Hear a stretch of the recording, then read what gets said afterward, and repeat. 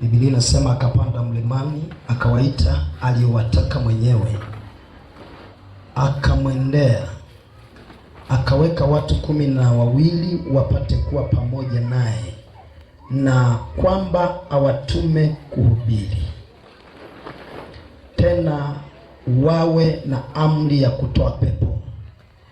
Akawaweka wale thenashara Yakobo, akawapa jina la Boanergi, maana yake wana wa ngurumo, na Andrea na Filipo na Bartholomayo na Matayo na Tomaso na Yakobo wa Alfayo na Thadayo na Simoni Mkananayo na Yuda Iskariote aliyemsaliti. Kisha akaingia nyumbani. Mungu wetu, asante kwa ajili ya nafasi hii na siku ya leo ambayo Mungu ametupa. Tunashukuru kwa sababu wewe ni Mungu. Tunaomba tuongoze kwa Roho wako siku ya leo, nawe pamoja nasi wakati huu na masaa haya. Ukatubariki kwa ibada hii na ukatuongoze kwa Roho wako Mtakatifu. Katika jina la Yesu Kristo, mwana wa Mungu aliye hai. Utubariki Bwana na usituache. Utuongoze Bwana. Roho Mtakatifu ubakie nasi kuanzia sasa mpaka mwisho. Uwepo wako tunauhitaji sana kuliko vitu vingine, maana ndio uhai tulionao sasa. Tunaomba kwa nguvu za mwili na za rohoni tukajazwe na tukaongozwe na tukahudumiwe, na kushukuru katika yote kwa sababu utafanya kupitia jina la Yesu Kristo. Amen. Bwana Yesu asifiwe. Haleluya. Biblia imetueleza swala la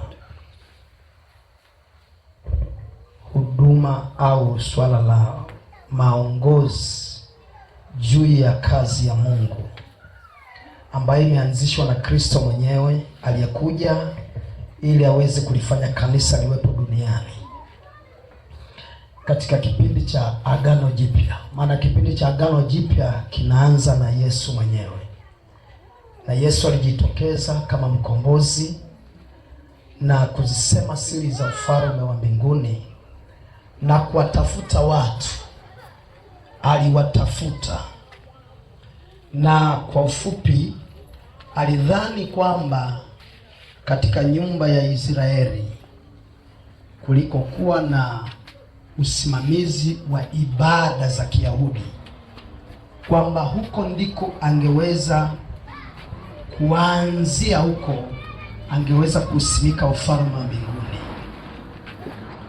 Alitaraji kwamba huko ndiko mahali sahihi, ndipo mahali ambapo kuna mtaji wa kuanza nao katika swala zima la kuwatafuta wana wa Mungu wa ufalme wake. Na kwa sababu hiyo alielekeza nguvu nyingi sana kwenda huko kwenye masinagogi ya Wayahudi, akizungumza na kusema kwa habari ya Yesu, kwa habari ya Mungu. Alianza taratibu kutafuta mahusiano na wakuu wa sinagogi, na akawa anatumika kwa mambo kadha wa kadha katika masinagogi yao, na baadaye akaonekana ni mtu mahiri, mtu mzuri anayefaa. Kwa hiyo wakaanza kumwona kama chombo kinachotarajiwa kwa mtazamo wao na kwa taratibu zilizokuwepo za nyakati hizo. Lakini wakati ulipofika na saa ilipofika ya kujitambulisha, ili wajue mtu waliye naye, waliyemzoea, waliyemfahamu, sasa wamjue ni nani, wamfahamu ni nani. Bwana Yesu asifiwe. Jambo hilo alipolifanya ili ajulikane yeye ni nani, ilitosha kabisa kwa jambo hilo kumuondoa kwenye matumaini aliyotarajia juu ya watu wa masinagogi. Siku aliyojitambulisha, wakati alipoomba kitabu au gombo la nabii Isaya, akasoma mahali panaposema Roho wa Bwana yu juu yangu, ule ulikuwa ni utambulisho, na alipokifunga akasimama kuhutubia na kutoa tafasiri ya maneno aliyoyasoma. Akasema, leo hii neno hili limetimia. Wayahudi wote, wanasheria, Mafarisayo, Masadukayo, jopo zima la wazee katika dini ya Kiyahudi, macho yao yaliwasimama, wakamkazia macho, wakasema, nini anachozungumza hiki? Baadaye alijua kwamba hawajamwelewa, akasema, mtaniambia methali hii.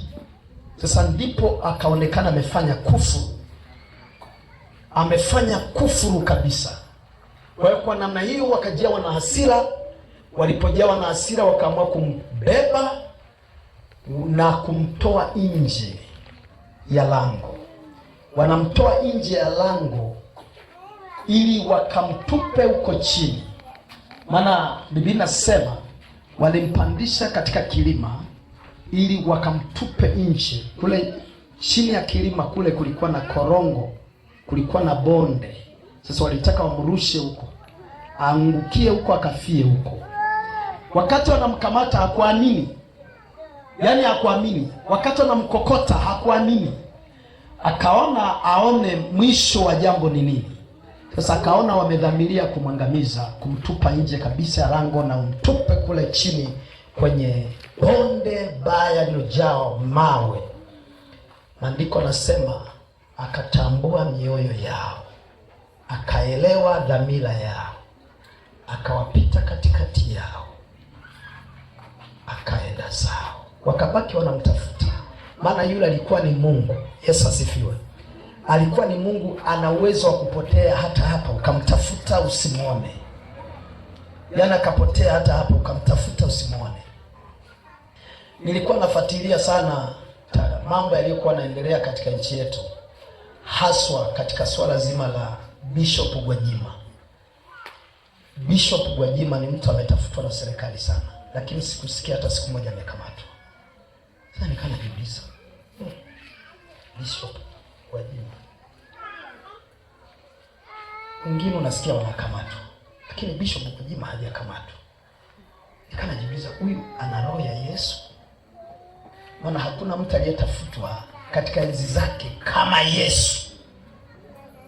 Kila wakipanga kumkamata hakamatiki, kila wakipanga wamkamate hakamatiki. Watakuwa wanamtafuta huko, namsikia yuko Karuni anafundisha, wakienda wanasikia alishaondoka, hakamatiki. Sasa nikanajiuliza, Bishop Gwajima ana roho ya Yesu? Haleluya. Mpaka leo mwaka mpya, mkesha wa mwaka mpya, mwanaume alikuwa na unguruma kwenye mkesha pale.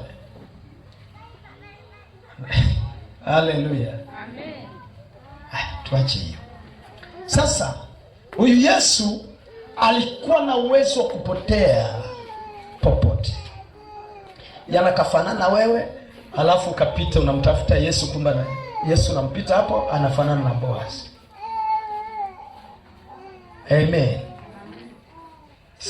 Si mnaelewa hiyo? Siku moja walimkaribisha mezani. Wakamkaribisha mezani kama jamaa tu. Ilikuwa linaenda mahala fulani, wakamkaribisha kama mgeni. Wakawa na story nzuri sana. Bwana, yaliyotokea Yerusalemu sijui ni mambo gani bwana? Yaani yaliyotokea mzee. Akauliza yeye mwenyewe, kwani kumetokea nini? Wewe ni mgeni katika Yerusalemu, hujui kilichotokea? Yaani kuna jamaa mmoja anaitwa Yesu, walichomtendea kipa wamemfanyaje? Bwana, wakaanza kutiririka, wakatiririka na wasikiliza, kumbe wanayemsema ndio huyo wanaye. Kumbe baadaye, haya bwana, mwende sasa. Mbona usiku usije tu nyumbani, angalau uje tu tulie, utaenda baadaye, maana umekuwa rafiki yetu mzuri sana, tumeongea vizuri.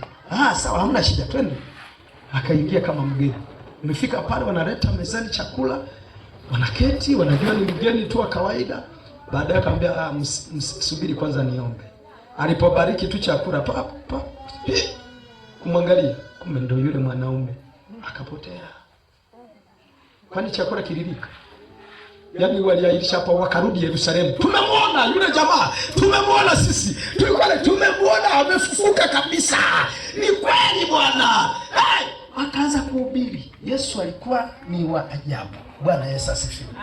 Kwa hiyo walipomkamata wakamtupe kule kwenye korongo kule chini ya kilima, akagundua aina mioyo yao na dhamira yao, malengo yao kwa ajili yake ni mabaya.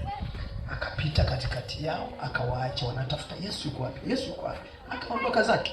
Alipoondoka akashuka kule miaroni, akaenda katika ziwa la Nazareti huko. Akafika huko ndo akawakota kina Petro ambao hawajasoma, watu wa kawaida ambao hawana dini, ambao hawajaenda makanisani, hawajaenda masinagogi, hawajui sheria, hawajui chochote. Akawaokota hao. Alivyookota hao, ikalazimu aanze kufanya shughuli ya kuwatengeneza. Bwana Yesu asifiwe. Akaanza kufanya shughuli ya kuwatengeneza. Wale aliotarajia kwamba hawa wanaweza kuwa mtaji, nitaanzia hapa kuwatafuta wana wa Mungu, nianze na wana wa Mungu hawa, kwa sababu walimkataa, akawaacha, akawachukua watu wasio kitu, watu wasiojua chochote, watu wasiofahamu chochote, akaanza kuwatengeneza. Bwana Yesu asifiwe.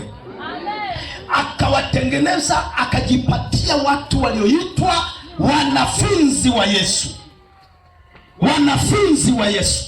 Akapata wanafunzi, akaanza kuwatengeneza. Ikamgharimu miaka 3.5. Anawafanya, anawatengeneza, anawaweka kwenye misingi sawa sawa.